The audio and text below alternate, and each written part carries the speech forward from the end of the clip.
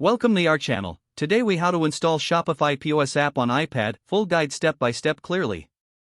Begin by turning on your iPad and unlocking it. Open the App Store from your home screen. In the App Store, tap on the search icon located at the bottom of the screen. Type Shopify POS in the search bar and press search. Look for the Shopify POS app in the search results. Once you find it, tap on the app icon to open its details page.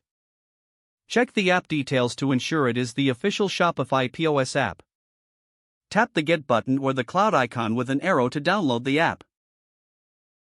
If prompted, enter your Apple ID password or use Face ID or Touch ID to confirm the download. Wait for the app to download and install on your iPad. Once installed, go back to your home screen and find the Shopify POS app icon. Tap on the icon to open the app. You will see a welcome screen when you first launch the app. If you already have a Shopify account, tap on Login. Enter your store URL and tap Next. Then, enter your email and password associated with your Shopify. Tap Login to access your Shopify POS. If you do not have an account, you can create one by tapping on Get Started. Follow the prompts to fill in your store information and create your account. Once logged in, follow the on-screen instructions to set up your POS preferences. You may want to customize payment options and other settings according to your business needs. Completing these steps will help you get started with Shopify POS on your iPad. After setup, you will be ready to start processing sales and managing your retail environment.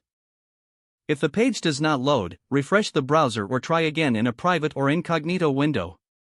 Make sure you are using the correct email address, then retype it carefully to avoid small typos.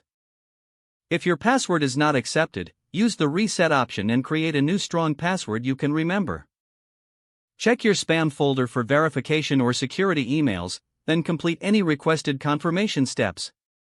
Enable two-factor authentication if available to improve account security and reduce unauthorized access risk.